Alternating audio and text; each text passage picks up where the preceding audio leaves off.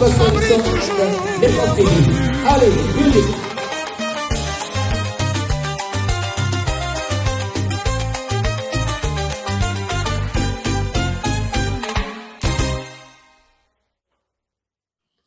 Bonjour à tous et à tous, vous êtes bien branchés sur Rango TV, votre chaîne sur YouTube. La première des choses que je vous demande, c'est de vous abonner dès que vous apercevez ce visage. En tout cas, cette émission, je la dédie à mon ami tout à fait, que vous connaissez tous, Cyril Modogo et Mama Lisa. Mama Lisa, Cyril Modogo, je vous dédie cette émission parce que vous êtes des personnes gentilles.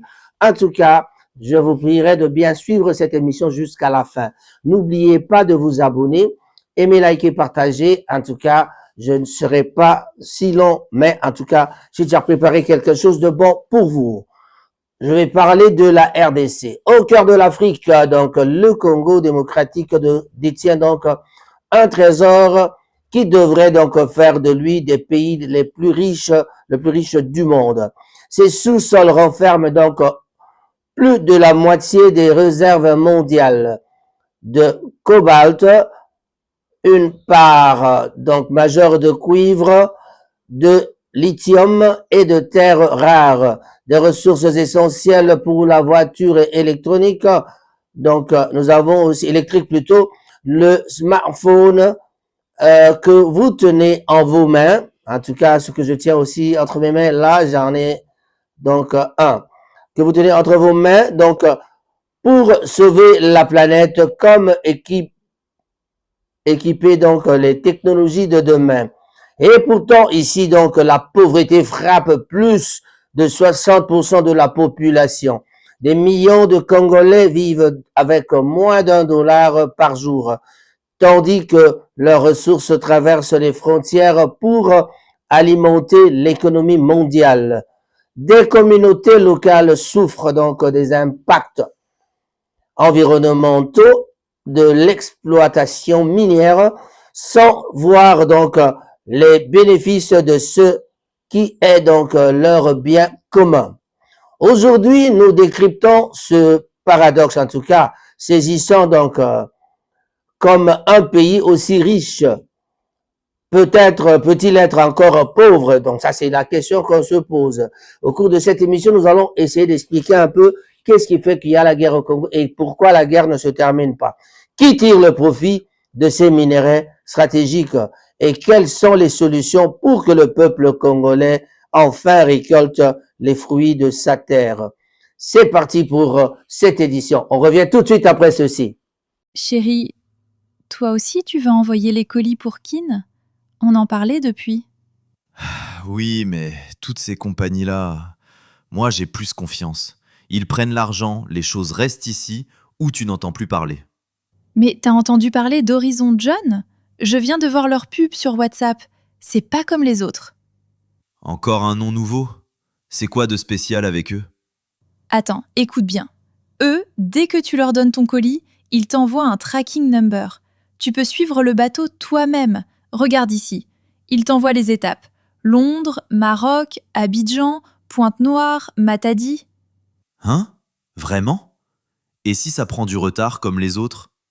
Même s'il y a un petit retard, ce n'est jamais plus d'1 mois. Et eux, au moins, ils t'informent. Tu ne restes pas dans le noir comme les autres. Là, tu m'as convaincu. On les appelle demain? Pas demain, avant que le conteneur se remplisse. Horizon John. Ponctualité, transparence, efficacité. Suivez vos colis en toute confiance. Réservez maintenant. Je reviens encore à vous pour cette émission pour vous dire que vraiment nous avons réfléchi sur le cas de Congo, la RDC. La RDC est un pays riche, mais en tout cas plus de 60%, comme je venais de le dire, plus de 60% de la population vivent dans la pauvreté. Mais pourquoi tout ceci? Alors, on dirait qu'il n'y aura pas de paix en RDC Congo, ni aujourd'hui, ni demain. La vraie crise en RDC, c'est pour les mines. En tout cas, l'Occident veut sauver la planète en dominant le Congo. La situation donc en RDC est complexe. Si la paix reste difficile à atteindre sur le terrain, malgré des accords signés, la question donc minière est effectivement centrale. Mais la réalité dépasse la vision que vous, en tout cas, vous décrivez. Voilà. Est-ce que je me suis fait comprendre? Je dis ceci. La situation en RDC est tout à fait complexe. Mais si la paix reste difficile à atteindre sur le terrain, malgré des accords signés, bien sûr, la question donc minière est effectivement centrale. Mais la réalité dépasse même la vision que vous avez, en tout cas, vous pouvez décrire, quoi. La situation de la paix. En septembre 2025, la chef de la MONUSCO a déclaré que la paix était donc encore surtout une promesse avec des écarts entre les progrès sur le papier et la réalité violente au sol, notamment dans les provinces de l'Ituri et du Nord Kivu et de civils donc continuent de mourir. Bien que l'accord de paix, donc je parle de Nord, du Sud Kivu, tout le Kivu en tout cas, les peuples est en train de mourir encore. Voilà. Bien que l'accord de paix entre la RDC et le Rwanda ait été signé en juin 2025, les groupes armés comme le M23 et poursuivent donc leur expansion territoriale et remplacent les institutions formelles par les structures alternatives. La crise humanitaire est donc également majeure en septembre 2025. 8,2 millions de personnes étaient donc déplacées et ce nombre donc devrait donc atteindre 9 millions d'ici la fin de 2026. Voilà, 8,2 millions donc qui va arriver à 9 millions en 2026, en fin 2026. Plus de 28 millions de personnes sont donc confrontées à l'insécurité alimentaire aussi. La question minière, voilà la question minière, c'est la question qui tue. Ce qui fait que le Congo n'avance pas, c'est à cause de notre richesse, la richesse en tout cas souterraine. Voilà. On saluera Nisha Makumbintelo, on peut saluer aussi Mola à Kinshasa. La RDC possède donc des réserves considérables des minerais critiques comme le cobalt, le cuivre ou le lithium, essentiels pour la transition énergétique et les technologies modernes. L'exploitation donc de ces ressources est souvent liée à des intérêts tout à fait économiques mondiaux. Donc, certains groupes armés soutenus notamment par le Rwanda, selon les accusations de la RDC, ce qui a déjà été reconnu par les rebelles eux-mêmes maintenant, on a vu le discours de Nanga il y a quelques jours, voilà, contrôlent donc des zones minières et financent leurs activités grâce au commerce illégal de ces minerais. Des entreprises, y compris étrangères, sont donc parfois impliquées dans ce commerce, ce qui donc alimente la corruption et l'instabilité. Cependant, attention donc, certains donc pays occidentaux prennent également les mesures pour lutter contre l'exploitation illégale. Par exemple, les États-Unis ont imposé des sanctions en août 2025 et des entités, donc à des entités plutôt liées à la violence et à l'exploitation minière illégale, et ont donc facilité l'accord de la paix entre la RDC et le Rwanda dans le but de stabiliser la région, de promouvoir des investissements responsables dans le secteur minier. Ils ont également accordé une subvention de 20 millions de dollars en 2024 pour soutenir le développement du secteur minier congolais dans un souci de durabilité. Mais est-ce que vraiment les États-Unis est en train de financer comme ça parce que ils veulent que le Congo progresse, ou alors c'est pour venir coloniser, recoloniser le Congo et pouvoir en bénéficier de notre terre, de notre souterrain pour pouvoir nous rafler nos minerais. On en saura un peu plus avec la discussion que nous avons fait et que je vais vous rapporter ici là. Il est donc vrai que les intérêts liés aux ressources minières jouent un rôle important dans la crise congolaise. Mais la dynamique est tout à fait complexe, ça vous le savez. En tout cas, si vous ne le savez pas, je vous l'apprends. Impliquant donc à la fois des acteurs régionaux et internationaux avec des motivations tout à fait et des actions variées. Voilà. Vous serez peut-être intéressé de savoir comment la communauté internationale pourrait donc mieux aider la RDC à tirer parti de ses ressources minières pour le développement de son peuple. Ça, on en parlera plus tard. Bon, on a fait une analyse tout à fait succincte pour voir comment la communauté internationale pourrait donc aider à tirer parti des ressources minières, donc qui pourrait donc favoriser le développement de son peuple, donc le peuple congolais. Voilà. La communauté internationale peut aider, oui, la RDC à tirer parti de ses ressources minières pour le développement de son peuple sous plusieurs, sous plusieurs angles. Voilà. On revient tout de suite après à une petite page de pub. Bonjour, shalom, peuple de Dieu, du Royaume-Uni, Londres, Manchester. Je suis le pasteur François Mutombo. Voici l'homme. Je viens confirmer ma présence à la convention de la restitution qui est organisée par le pasteur Alain Mwamba de l'église Le Messager à Manchester.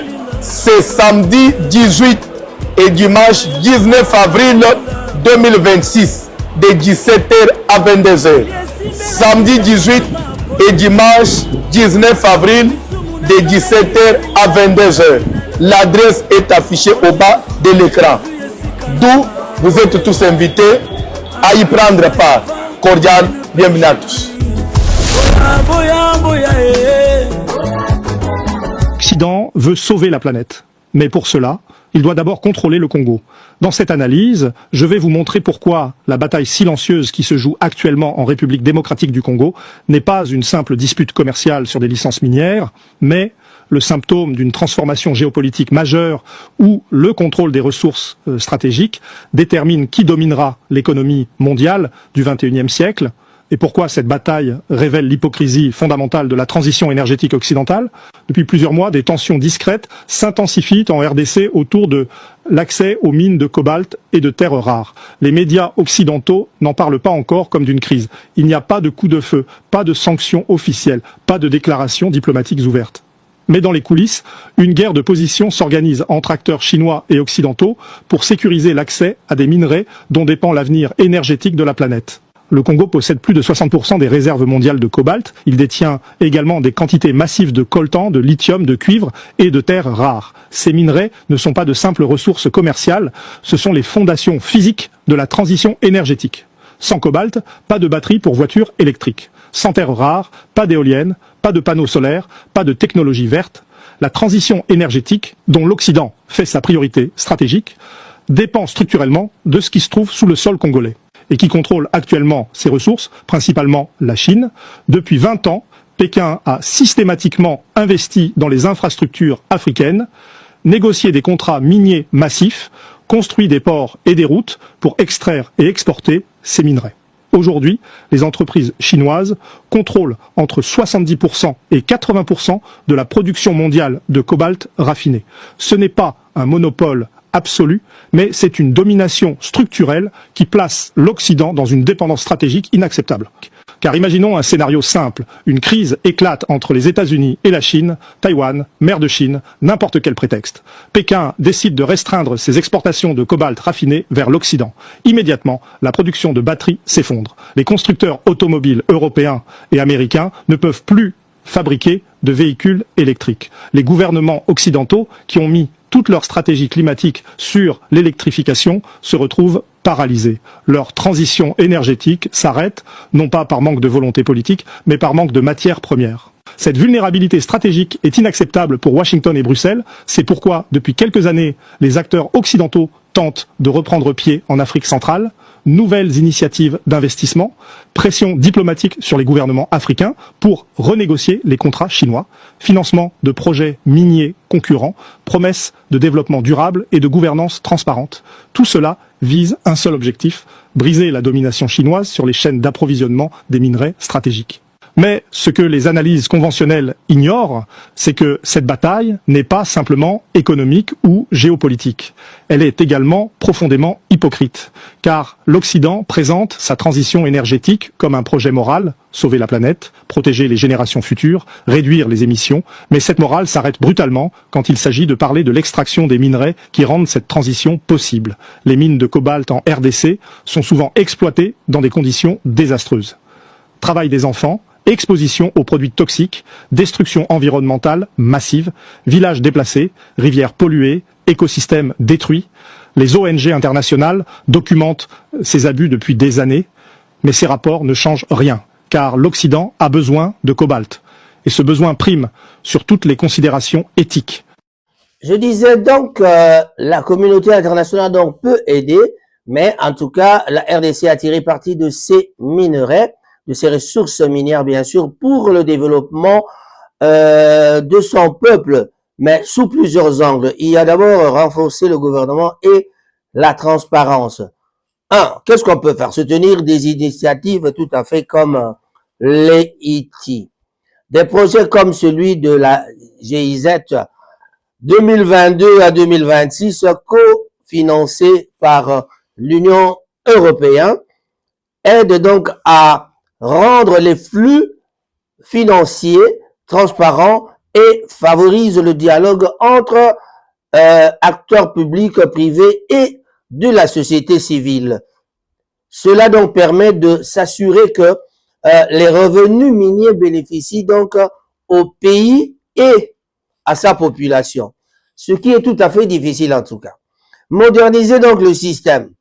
La mise en place des plateformes numériques comme Kinshasa Mercantile Exchange,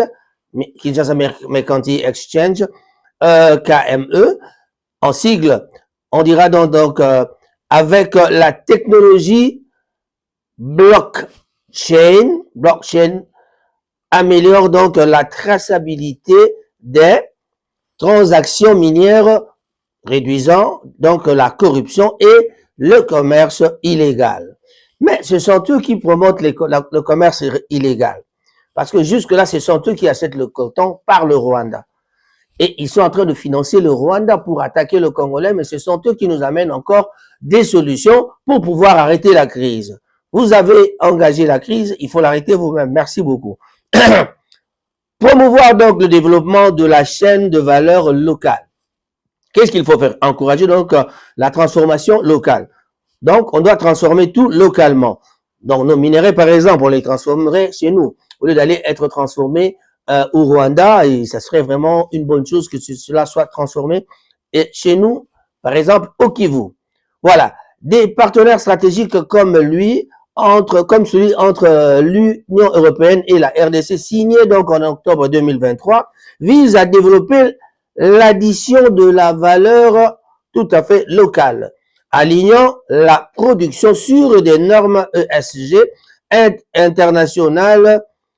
Voilà, internationales. Cela donc permet de créer des emplois qualifiés et d'augmenter la valeur des exportations.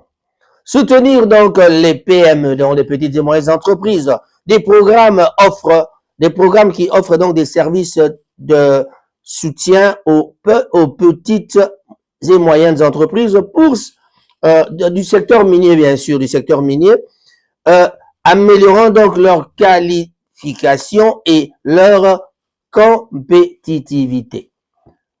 Améliorer des conditions de travail et protéger donc l'environnement. Voilà, faire respecter les normes internationales. Des projets comme celui de la GIZ promeuvent les droits des travailleurs, l'interdiction du travail des enfants et de la protection de l'environnement. Et puis, c'est garantissant donc que l'exploitation minière se fait de manière responsable, mais pas illégale en tout cas. Voilà. Sensibiliser aux impacts environnementaux.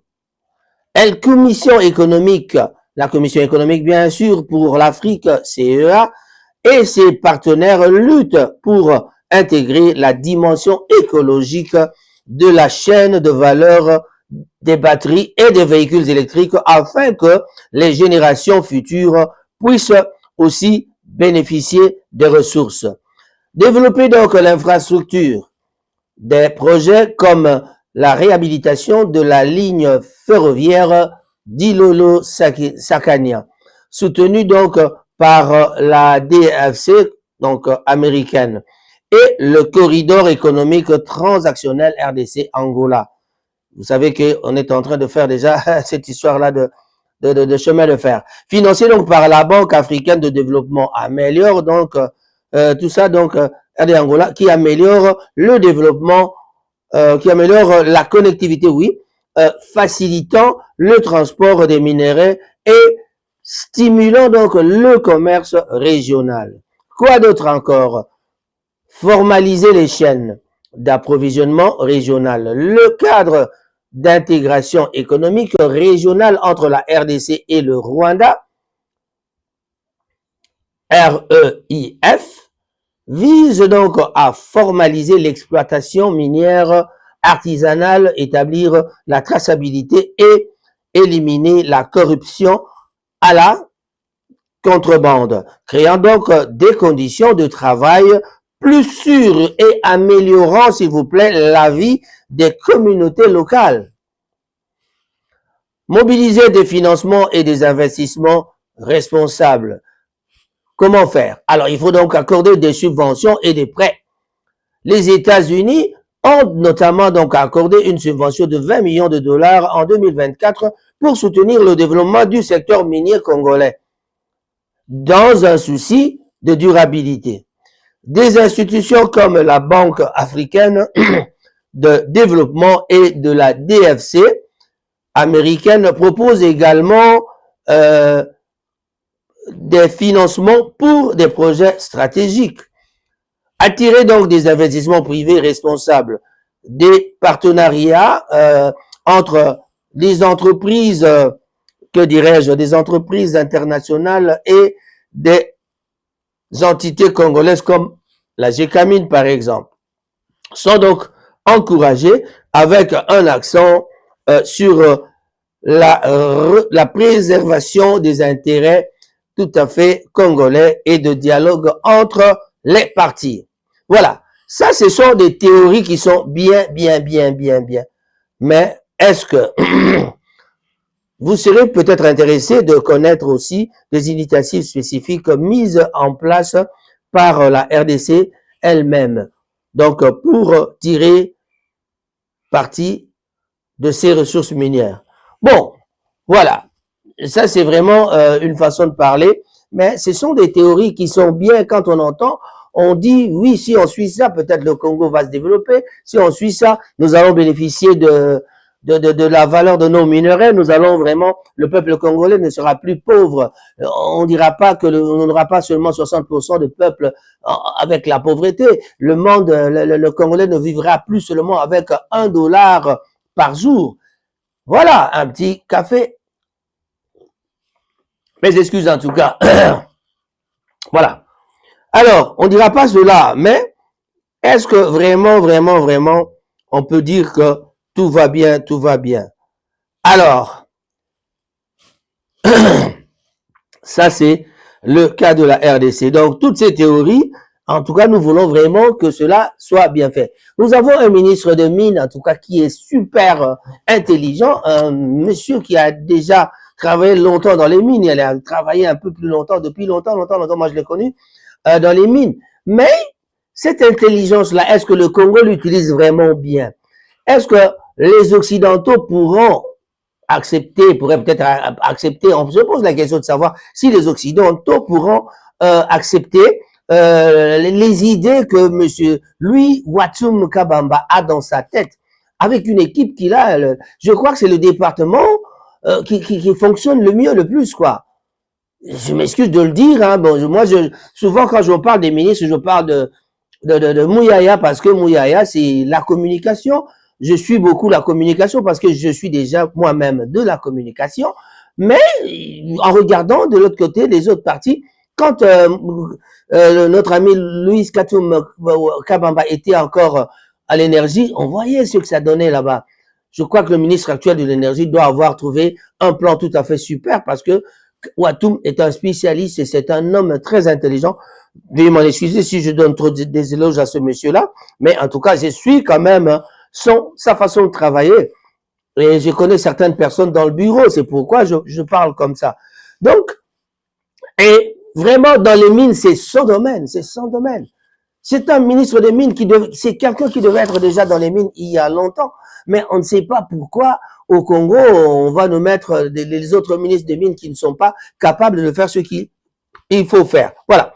Mais on avance. Si on veut avancer, bien, on dira donc à cause de la RDC, les acteurs occidentaux se battent. Pression diplomatique en RDC.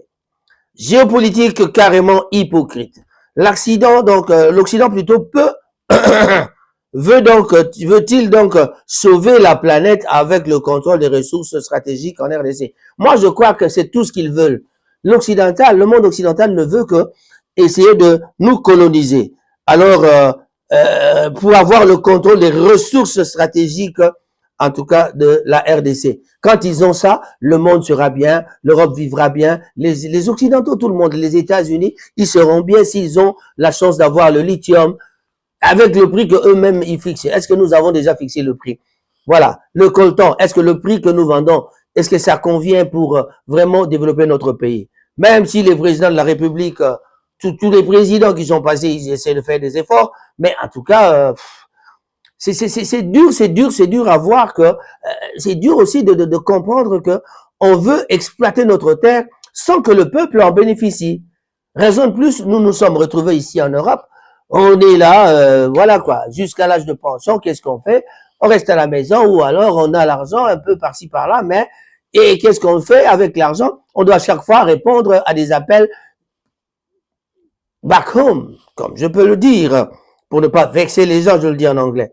En tout cas, mes excuses pour ça. La situation donc en RDC, bien sûr, est complexe et suscite donc des débats houleux. Mais si les intérêts liés aux ressources stratégiques de la RDC jouent un rôle tout à fait important dans la géopolitique occidentale, il est donc inexact de dire que les acteurs occidentaux se battent directement entre eux pour le pays. Et leur motivation ne réduisent donc, qu'est-ce que j'allais dire,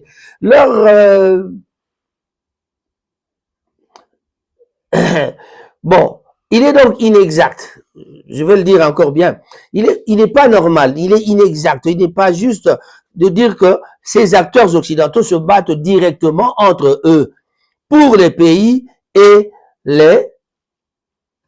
leur motivation plutôt, ne se réduisent pas uniquement au contrôle des ressources sous couvert de sauver la planète. Mais c'est pas pour sauver la planète, c'est pour eux. Voilà. En tout cas, tout ce que je peux vous dire, c'est, je vais vous citer peut-être quelques pays pour vous montrer que tous ces pays-là, on peut penser aux États-Unis, les États-Unis, la France, l'Allemagne, la Russie, tous ces pays-là, la Chine, ils sont en train de se battre entre eux pour pouvoir coloniser le monde. Parce que quand ils veulent fabriquer leurs bombes, tout ça, c'est ici. L'uranium est là, nous avons le cobalt, nous avons le lithium, nous avons l'or, nous avons le coltan, nous avons des minerais de terre tout à fait précieuses qui, là, eux, ils viennent toujours pour chercher à nous coloniser pour avoir ça. Et c'est pour leur intérêt. Et nous, on reste pauvres, nous, on reste toujours dans la situation telle que, bon, allez-y en Europe, vivez en Europe, et puis voilà quoi. Ceux qui sont à Kinshasa, qui ne peuvent pas venir, ils restent malheureux, et puis voilà, c'est ceux qu'on n'aime pas. D'ailleurs, nous, on parle parce qu'on est à l'étranger. Si on était à Kinshasa, est-ce que j'aurais eu ce langage-là? Et puis parfois, on s'en fout, parce que moi, avec l'âge, vous m'arrêtez aujourd'hui, demain. Mais je ne pense pas que ce que je dis est tout à fait mauvais. Ce n'est que réveiller ici, ce n'est que pour réveiller l'esprit du peuple congolais. Voilà. Donc, c'est ça. L'esprit du peuple congolais doit être réveillé parce que nous sommes dans une situation telle que, comme je l'ai dit, à cause de la RDC, les acteurs occidentaux, ils veulent coloniser.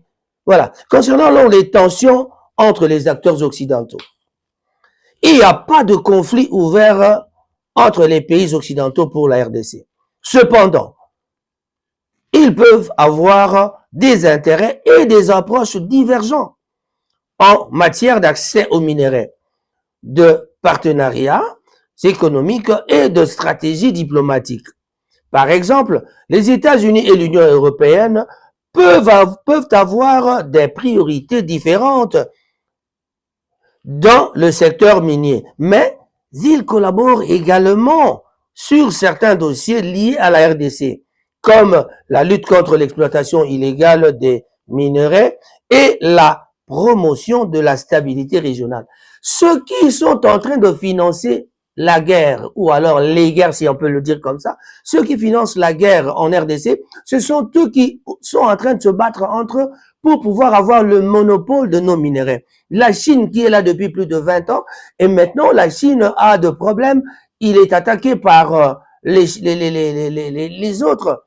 Il y a les États-Unis qui est là, qui veut prendre sa part. La Russie est là, et puis il y a un peu partout, tout. La France qui ne veut pas lâcher l'Afrique. Voilà. Donc, sur la pression diplomatique, qu'est-ce qu'on peut dire sur la pression diplomatique?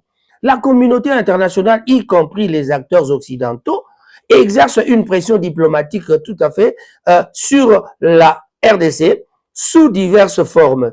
D'une part, elle encourage la réforme du secteur minier pour améliorer la gouvernance, la transparence et la responsabilité afin que les revenus miniers bénéficient davantage au peuple congolais. Mais ce que nous n'aurons peut-être pas, nous ne verrons peut-être pas jusqu'à notre mort.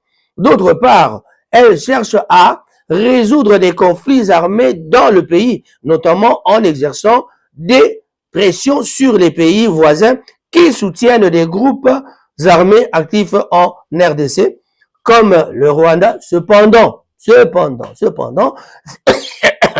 pardon, certains considèrent cette pression comme hypocrite. Voilà, je vous l'avais déjà dit sur mon titre là-bas.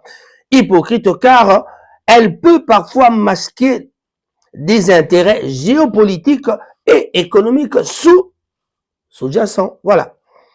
Au sujet de l'hypocrisie géopolitique et de motivation, d'un côté, les pays occidentaux soulignent l'importance de la transition énergétique et de la protection de l'environnement, ce qui nécessite un accès aux minerais stratégiques de la RDC comme le cobalt, le lithium et le cuivre.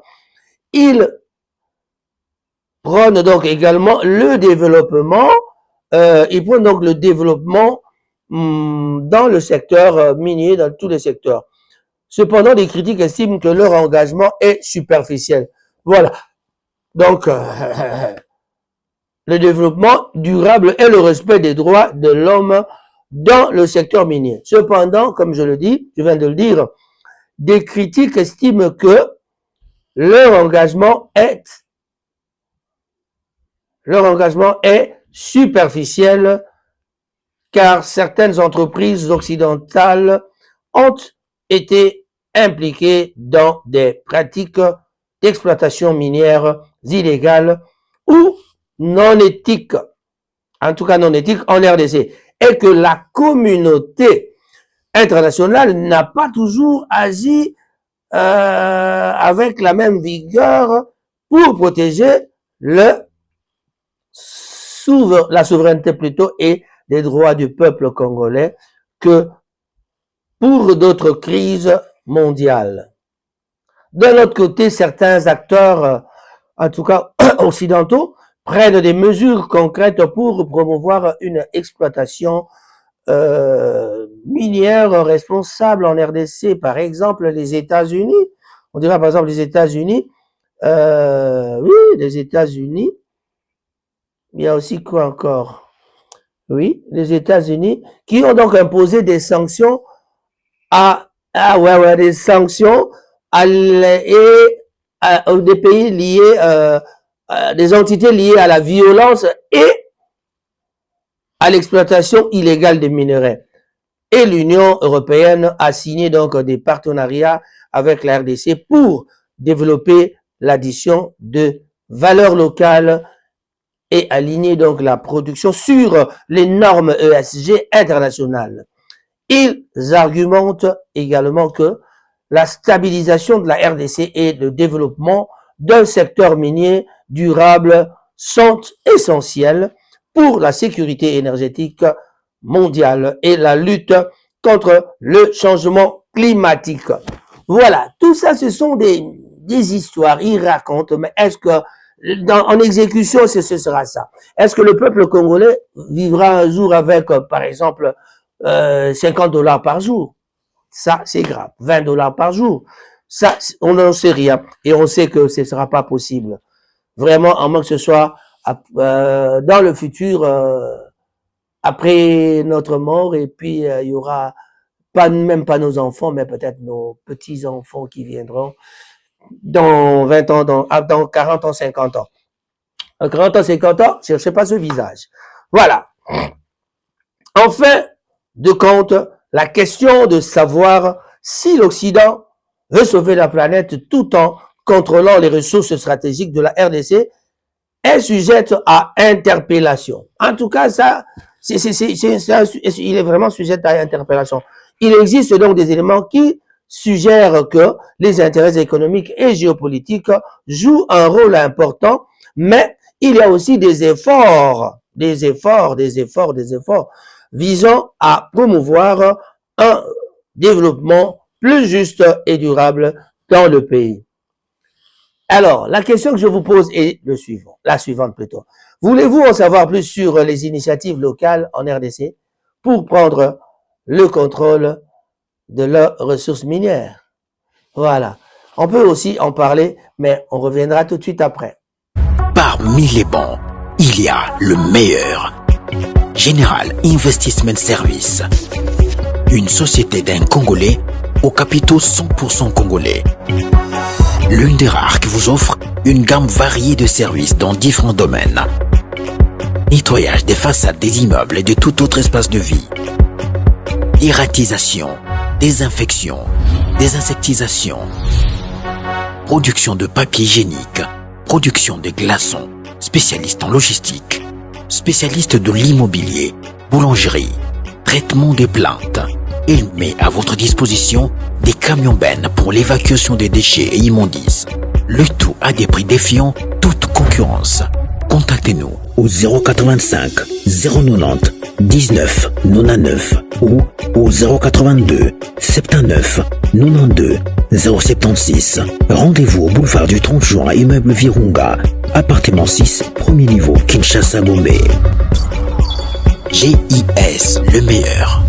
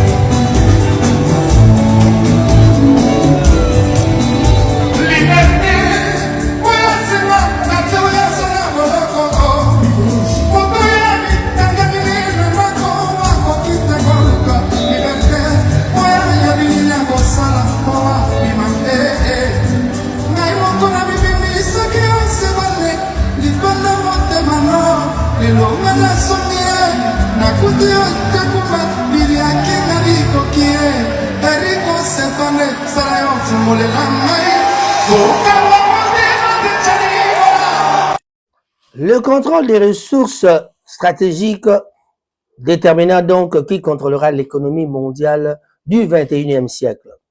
Cette affirmation est largement soutenue par des tendances géopolitiques et économiques actuelles. Bien que d'autres facteurs comme l'innovation technologique et la gouvernance mondiale jouent également des rôles tout à fait cruciaux. Pourquoi donc le contrôle des ressources stratégiques est déterminant? Pilier des technologies clés. Là, on dira donc des minerais comme le lithium, le cobalt et les terres rares sont donc indispensables pour les véhicules électriques, les éoliennes, les smartphones et les systèmes militaires avancés. Sans eux, donc, la transition énergétique et la révolution numérique ne pourraient donc pas avancer, ce qui confère un pouvoir tout à fait considérable à ceux qui maîtrisent leur offre. Influence sur les chaînes d'approvisionnement, la concentration de la production et du traitement et des ressources dans les quelques mains, créent des dépendances. Par exemple, la Chine qui contrôle environ 90% du raffinage mondial des terres rares et une grande part du traitement du lithium et du cobalt, lui donnant donc une emprise tout à fait sur le coût de botte industrielle mondiale. Instrument donc de pouvoir géopolitique. La rareté plutôt ou le contrôle des ressources pour être utilisé peut-être utilisé donc comme levier diplomatique aussi. Voilà, des mesures telles que les restrictions commerciales ou les sanctions tout à fait peuvent donc perturber les économies adverses, tandis que les accords de partenariat peuvent donc permettront donc de renforcer des alliances entre pays, quoi. La guerre en Ukraine a notamment révélé la vulnérabilité des pays dépendants du gaz russe. Voilà, ça c'est un exemple. Alors, une raison de plus pour qu'il y ait la guerre en RDC, vous avez compris. On a parlé de la guerre en Ukraine qui a notamment révélé aussi la vulnérabilité des pays dépendants du gaz russe. Bon, il y a aussi des dynamiques en évolution. Qu'est-ce qu'il y a donc? Diversification des ressources, dans des sources plutôt d'approvisionnement. Donc, les pays occidentaux, comme les États-Unis et l'Union européenne, cherchent à réduire leur dépendance en développant la production domestique ou en nouant des partenariats avec d'autres pays producteurs comme ceux du triangle du lithium en Amérique latine. Donc, innovation et alternative. Il y a la recherche des substituts aux ressources rares et le développement de technologies plus efficaces pourrait donc modifier aussi la donne. Alors, par exemple, des progrès dans le domaine des batteries pourraient donc réduire la demande en certains métaux. Rôle des entreprises, des maisons de commerce comme Glencore ou Cargill, si vous voulez, contrôle une part importante du marché des matières premières, jouant donc un rôle clé dans la contribution et l'influence sur les prix. Voilà. Si le contrôle des ressources stratégiques est un élément central de la compétition économique mondiale du XXIe siècle, la capacité à innover et à construire des systèmes résilients sera donc également déterminante pour maintenir ou acquérir une position tout à fait dominante. Alors, je crois que nous allons terminer bientôt parce que l'heure qui nous est impartie vient de passer. Alors, serez-vous donc intéressé de savoir comment les pays émergents comme l'Inde ou le Brésil cherchent à positionner leur rôle dans ce contexte? Voilà que l'affaire du Congo, il y a beaucoup de personnes qui sont vraiment derrière. Alors, j'en suis arrivé à une conclusion. Bon, avant de conclure, je dirais que la RDC reste dépendante de l'exportation des ressources naturelles, notamment le cuivre et le cobalt. La diversification de l'économie aussi est essentielle pour réduire sa vulnérabilité aux chocs externes. En conclusion, voilà ma conclusion. Le développement de la RDC est un processus tout à fait graduel qui nécessite des efforts continus dans plusieurs domaines clés. Bien qu'il n'y ait pas de date précise pour son achèvement, les progrès dépendront donc de la stabilité politique. C'est très important, chers amis congolais, de l'amélioration des infrastructures, de la gestion responsable des ressources, du soutien international et de la diversification économique. Quels sont les principaux défis de la RDC? Question que je vous laisse. Quelles sont les solutions pour le développement de la RDC et quelles sont les solutions proposées? Voilà, on en parlera prochainement parce que la RDC est un sujet tout à fait vaste. S'il faut parler de la RDC, je crois que nous avons beaucoup à dire. Notre pays a vraiment une potentialité telle que nous avons beaucoup à dire sur la RDC.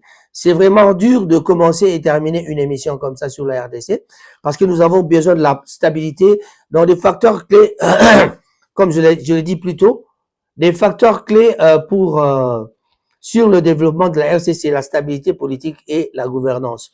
Il y a aussi le développement des infrastructures et l'exploitation des ressources naturelles aussi. Il y a aussi le soutien international et réformes économiques. Il faut aussi la diversification économique. Voilà, ça ce sont des facteurs, des histoires que nous ne pouvons pas oublier. Chers amis congolais, en tout cas, devons nous occuper de notre pays. Parce que la question du développement de la République démocratique du Congo est complexe et n'a pas donc de réponse simple en termes de date, je dirais, quand on parle de date, en termes de date précise. Le développement de la RDC est un processus tout à fait continu qui dépend donc de nombreux facteurs tels que je viens de les énumérer. Si vous avez aimé notre émission, en tout cas, ne manquez pas d'aimer, liker, partager. Ne gardez pas ça pour vous. Voilà. Et pour terminer, je dirais, n'oubliez pas, pour les amis chrétiens, il y aura le pasteur Voici l'homme que vous connaissez, Mutombo, qui sera ici le 18 et le 19 avril 2026. Ce sera donc à Titamil, à l'église, avec le pasteur Alain Mwamba, le docteur Alain Mwamba. Nous serons là pour les épauler, nous serons là pour faire des reportages. Je crois que les enfants de Dieu seront bénis ce jour-là et voilà, vous êtes tous invités. La publicité passera. N'oubliez pas de dire bonjour à tout le monde. Je salue Mama Ekoli, en tout cas, je salue Kokonjo Kolojans Cameroun congolais, sans oublier le restaurant Caribou. On se retrouve ce soir chez Caribou pour manger un petit bout. Oh là là là là, Camoun de la Bogare. Merci, au revoir. Stay informed on Ranga TV and get the latest news about the economy, politics, community life and others. Ranga TV only on YouTube and Facebook. Yeah.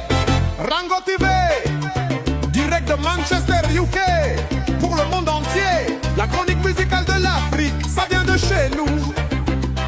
Avec Raph Ngoma à la barre, ça brille toujours. Allume ton écran, laisse la magie opérer. Rango TV te montre la vérité des rues de Kinshasa aux collines verdoyantes. Chaque image, chaque son, une histoire vibrante. La culture congolaise en pleine lumière. La musique, les danses, les voix sincères. Des sourires, des rêves et des combats. Avec Rango TV, on n'oublie pas. Rango TV, la voix de notre âme. Du Congo pour le monde, on allume la flamme. Chronique musicale de l'Afrique qui fait vibrer. Avec Rango, on ne peut que danser. Rango TV, notre fierté à jamais. Chaque épisode raconte qui on est. Des souvenirs gravés dans nos